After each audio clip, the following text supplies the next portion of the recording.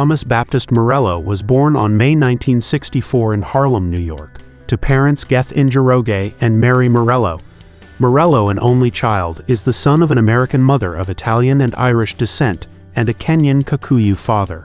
His mother was a schoolteacher from Marseilles, Illinois, who earned a Master of Arts at Loyola University, Chicago, and traveled to Germany, Spain, Japan, and Kenya as an English language teacher between 1977 and 1983. His father participated in the Mau Mau uprising and was Kenya's first ambassador to the United Nations. Morello's paternal great-uncle Jomo Kenyatta was the first elected president of Kenya. His aunt Jemima Getcha was the first woman to serve in the legislature of Kenya, and his uncle Njoroge Mungai was a Kenyan cabinet minister, member of parliament, and was considered one of the founding fathers of modern Kenya. His parents met in August 1963 while attending a pro-democracy protest in Nairobi, Kenya. After discovering her pregnancy, Mary Morello returned to the United States with Njoroge in November and married in New York City. Morello graduated from high school with honors in June 1982 and enrolled at Harvard University as a political science student that autumn.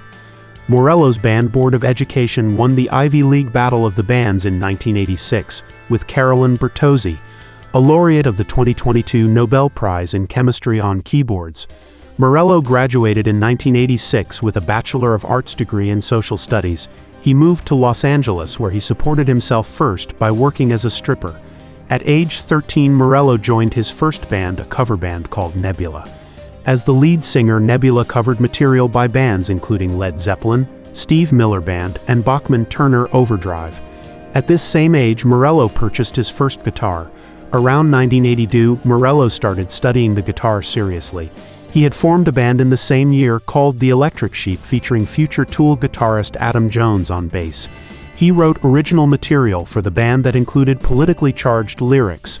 He has said that he was profoundly influenced by Run DMC and Jam Master Jay in particular. This influence can be heard in songs like Bulls on Parade, where his guitar solos mimic a DJ scratching. Additionally, The Bomb Squad and Public Enemy has had a large impact on his musical style.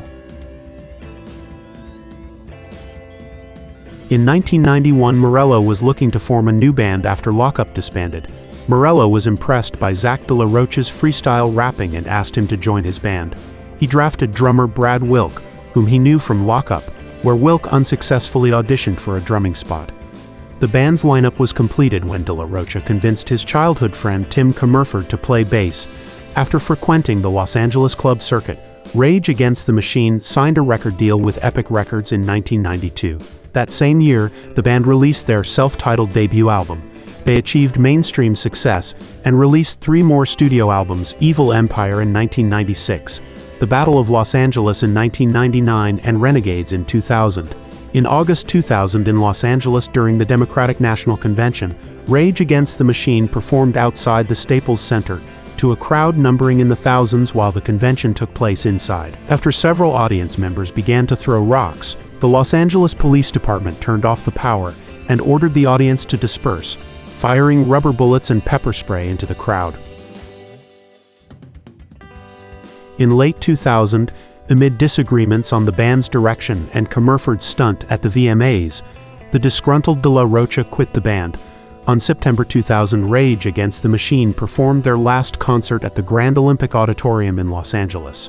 Although Rage Against the Machine disbanded in October 2000, their 4th studio album Renegades was released 2 months later. 2003 saw the release of their last album titled Live at the Grand Olympic Auditorium, and edited recording of the band's final 2 concerts on September 12 and 13, 2000 at the Grand Olympic Auditorium in Los Angeles. It was accompanied by an expanded DVD release of the last show, and included a previously unreleased music video for Bomb Track. In short, after De La Rocha left Rage Against the Machine, the remaining bandmates began collaborating with former Soundgarden vocalist Chris Cornell at the suggestion of producer Rick Rubin. The new group was first rumored to be called The Civilian Project, but the name Audioslave was confirmed before their first album was released. The band released their eponymous debut album on November 2002. It was a critical and commercial success, attaining triple platinum status. The band released their second album, Out of Exile, on May 2005. It debuted at #1 on the Billboard charts and attained platinum status. In the same year, they released a DVD documenting their trip as the first American rock band to play a free show in Cuba. The band's third album, Revelations, was released in the fall of 2006. As of February 2007, Audioslave had broken up as a result of frontman Cornell's departure due to irresolvable personality conflicts.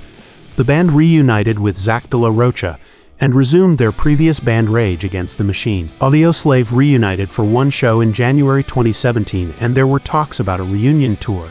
However, Cornell's death on May 2017 eliminated such possibility. Morello writes and performs folk music under the alias The Night Watchman. In November 2003, The Night Watchman joined artists Billy Bragg, Lester Chambers of the Chambers Brothers, Steve Earle, Jill Sobule, Boots Riley of The Coup, and Mike Mills of REM on the Tell Us the Truth tour. The 13-city tour was supported by unions, environmental and media reform groups including Common Cause, Free Press, and AFL-CIO, with the ultimate goal of informing music fans and exposing and challenging the failures of the major media outlets in the United States.